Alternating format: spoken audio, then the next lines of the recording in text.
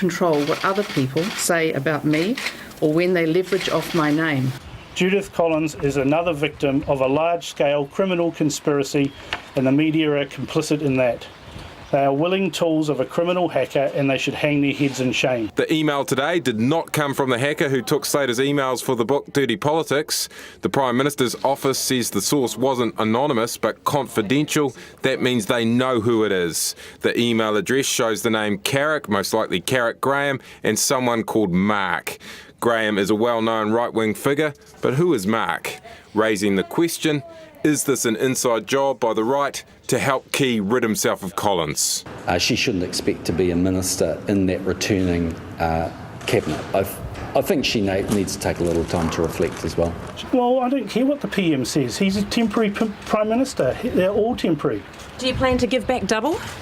Always give back double.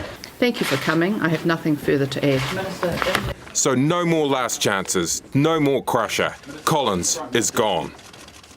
So the question is whether this is an inside job by the right to get rid of Collins, and of course, who leaked the email. As for Carrick Graham, who was in on the email list, in 2011 he left working in public relations for the tobacco industry and went to work for Mark Hotchin, head of the failed Hanover Finance. That obviously raises the question of whether the Mark on the email is Mark Hotchin.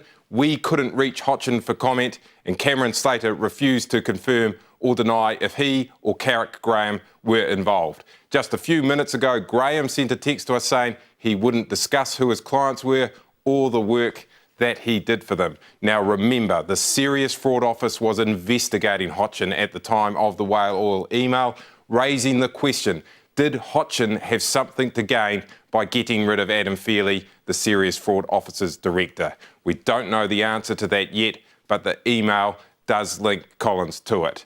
Make no mistake here, just as public opinion was turning against Collins, Key suddenly finds a reason to get rid of her. It's got all the hallmarks of a right-wing jack-up, much more to come on this, and 21 days to go. An own goal by Cameron Slater against his close friend Judith Collins. His 2011 email suggests she was out for blood and digging for dirt. I didn't lie. So you're saying she said it? No, I didn't say that. So what are you saying? I'm saying I'm talking a big game. So you're talking embellishing. Embellishing's a good word. It's better than lie, isn't it? There's mounting speculation from the opposition that the email came from within National, a hatchet job to oust Collins. In an exchange with Slater, she explains the double rule. You know the rule, always reward with double. In the 2011 email, Ms Collins' friend Cameron Slater says he spoke with Ms Collins and that she was gunning for Fairley, and that Slater says he believed Fairley's position was untenable. Cameron Slater insists he embellished the email and gunning for Fairley were his words, not hers. If Judith Collins was gunning for somebody, she'd have got them. Why did you write that? I'm talking up a big game.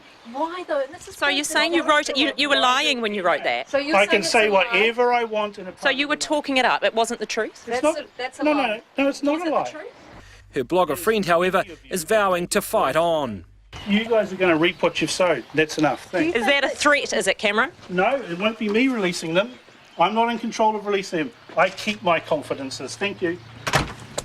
Unless she finds God, I don't see her being redeemed here. This is the chickens coming home to roost for Judith Collins. Couldn't have happened to a nicer person. The Greens say investigators need to get into her office right now. What we need now is the State Services Commission to go into Judith Collins' office and preserve all the evidence. Now, there needs to be a real inquiry. It needs to start now, not after the election, and it needs to be not just focused on Judith's office, but also on John Key's office, who are implicated in similar approaches, similar dirty tactics. John Key's yet to decide who will investigate, but opposition parties want a powerful and independent commission of inquiry into alleged dirty politics. This is actually about the integrity of the government. It goes right up to the Prime Minister and his office.